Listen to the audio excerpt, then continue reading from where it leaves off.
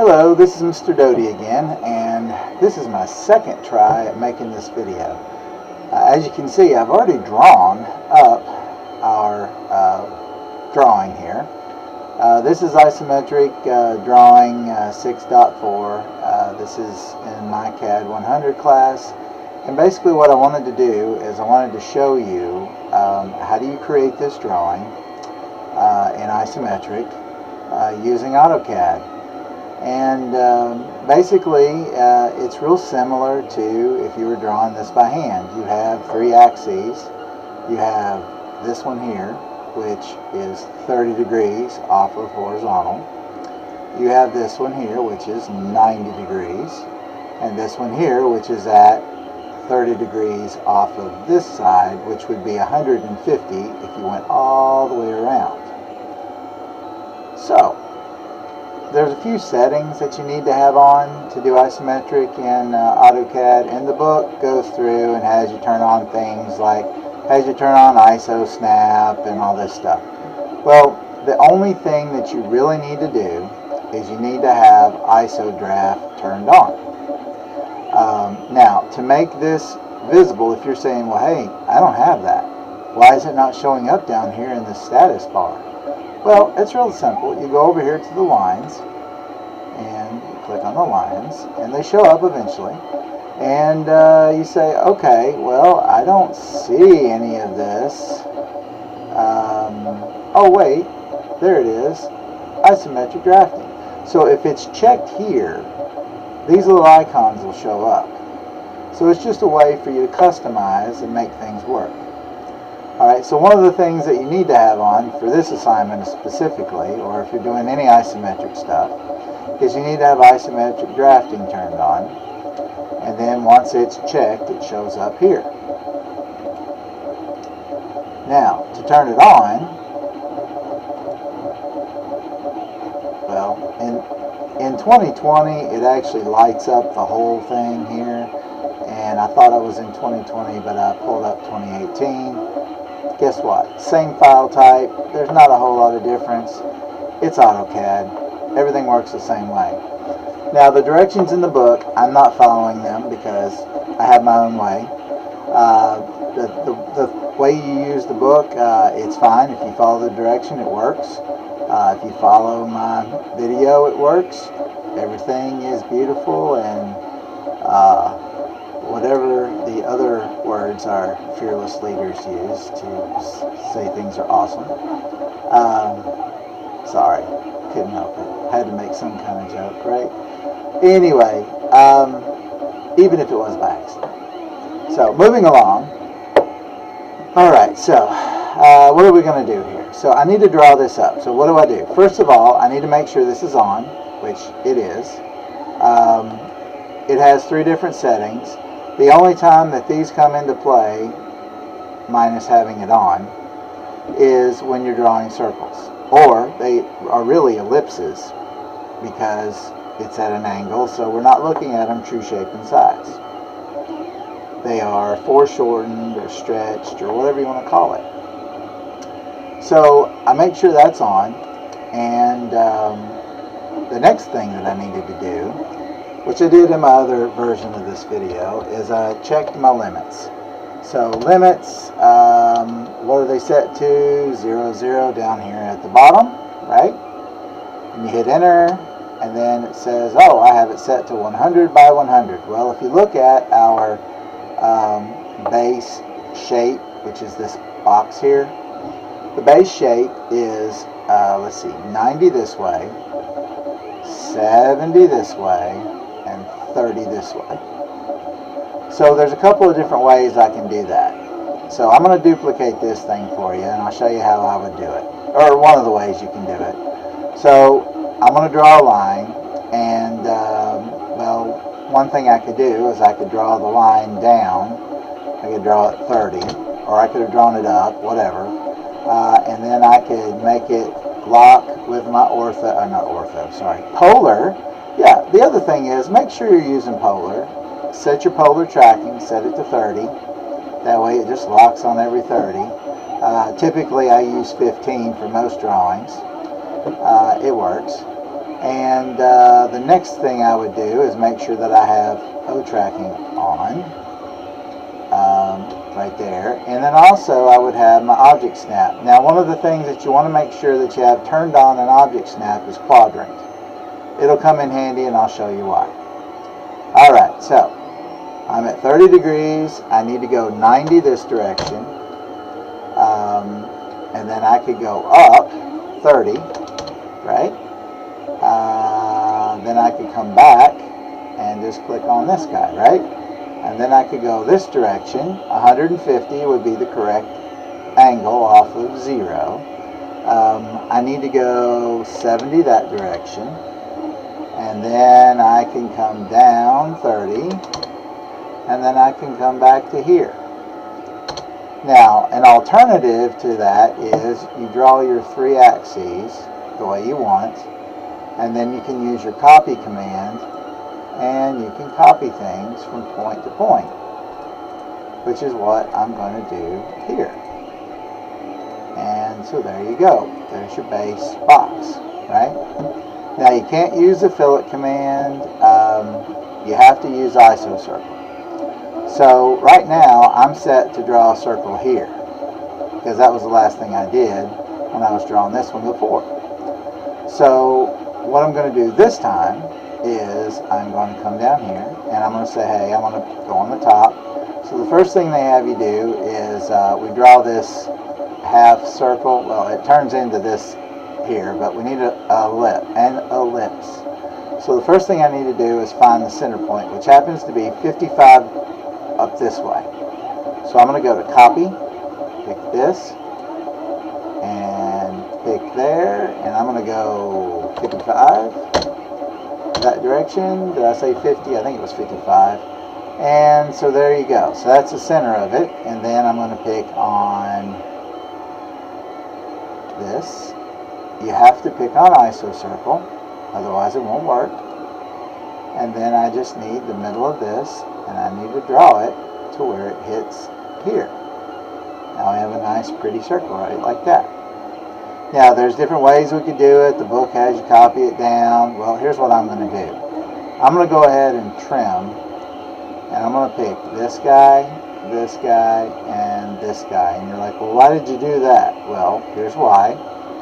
Because I know that I surgically want to get rid of this, and this, and this. And there you go. And I don't need this line anymore, so I'm going to delete it. I don't need this line anymore, so I can delete it or erase it, whichever. The only thing that I need to do now is I need to copy this down to here. So you're saying, well, why did you even draw the box in if you were just going to draw that and then copy things down? Well, like I said, there's more than one way to do it. It's just like, I could draw a line, from here, from the quadrant, this is why I turned it on, down to there, and then I'd have to trim it up. Well, here's what I'm going to do. Actually, I probably wouldn't have to because, anyway. So, here's what I'm going to do. I'm going to go ahead and copy this guy down. Copy. And I'm going to use my lines that I already have to go with. And then I need a line like this coming straight down. There's two ways I could do it. I could move this line over, or I could draw me a line. And if I use the quadrants, then I end up with this nice, awesome line in the right spot. I don't need this guy anymore, and I need to trim. So I am going to pick this, and I am going to pick this. And you're like, well, why are you picking those? Well, because this line will get rid of this part over here. This arc will get rid of this piece right here. So that's why I'm going to use that. Enter. Now I can get rid of this piece. And now I can come over here and get rid of this piece, like so. Boom. Okay, so now I've got the base of this. And the next thing is, I believe these are 35 over. So what I'm going to do is I'm going to go to copy, and I'm going to copy this 35, like so. Alright, so the next thing they have you do is they have you come over here and draw on this side. So what you need to do is you need to say, hey, I need to change to isoplane right, because now I'm going to draw over here. See, it lines up with our surface. That looks really good. I am going to use one of my little favorite things here in a second. So pick on this, pick Isocircle, and I want it in the middle between this point and this point, right? So I'm going to do Shift, right click, mid between 2 points, pick here, and there, and I don't remember how big that is. Is it 20? I think it's 20. Let's try 20. Oh, it was 10. Whoopsie. See, I already goofed up. I should have the box out. Or the box out. Not the box out. I should have the book out. Yeah, that'd be great. Somebody needs to work on that. Alright, so, guess what? Can't fix it that way. Can't fix it that way. So guess what? We're going to have to redo it. So here we go. Let's try again. Isocircle. Shift. Shift. Between 2 points. Here and here. And the diameter was 10. Oh, okay. Diameter of 10. There you go. And there's that one. Alright, so now I need to draw over here, and it has a diameter of 10. This is diameter of 10, and then it has the counterbore, and then it has the hole, which is actually diameter of 5. Okay, so we're going to click on here, and we need to change sides, don't we? We need to go over here to the left, because we need to be over here. Isocircle, and we want to go from the middle. No, we don't. Oh my, I guess I need to get more sleep, right? Sure.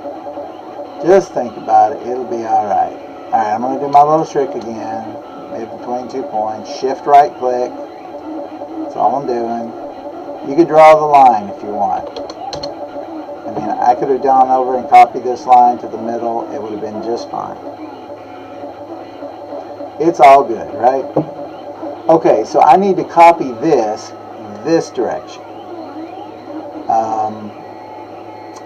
And I don't remember exactly what that distance is, so I am going to consult my lovely book here, which is what I should have been doing in the first place.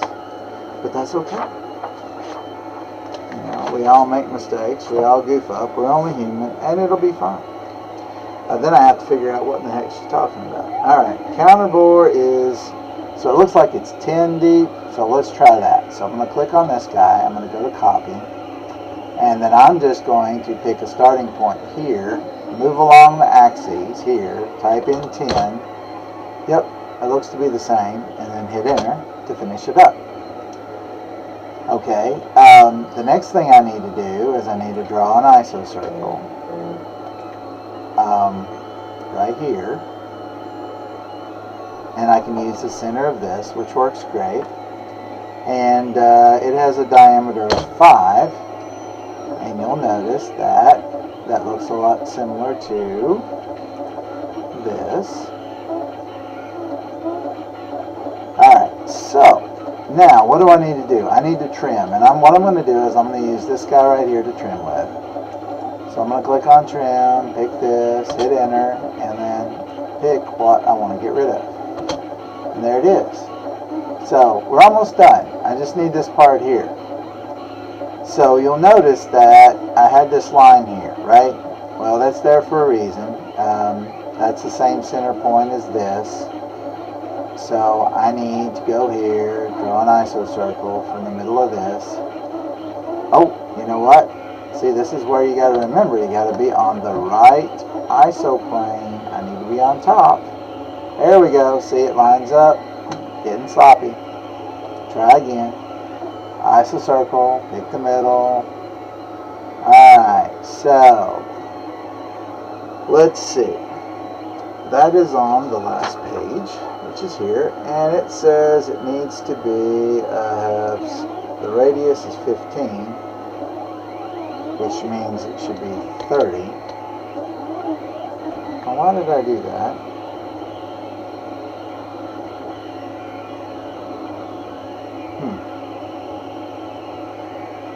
I guess it's 30 tall.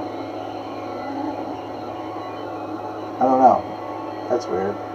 Okay, well, I goofed up again.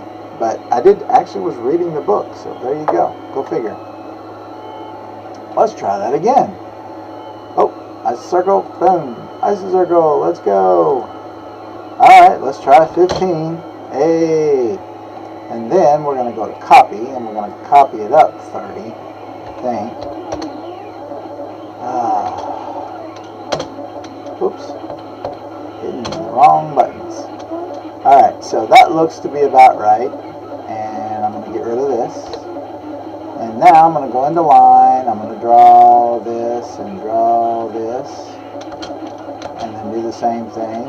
I'm just drawing from quadrant to quadrant, which works out great. Now I need to do a little bit of trimming. I'm going to pick these two lines here, because I can get rid of this and get rid of that. Then I can pick this one and do like so. And there you go. There it is. I've drawn it twice. I've made 2 videos so far. Let's see how it goes. Hey, this one's actually shorter, so not too bad. Okay, well, we'll see how the audio works out on this one. I've been having some issues with that, and I apologize for the 3D printers in the background. Historically, we'll say that this was the, coronavirus, stay at home, work at home, fun times that we had, so here you go. Hopefully this helps everybody out there, and whether you're in my class or not, good luck, and hang in there, and it'll be all right.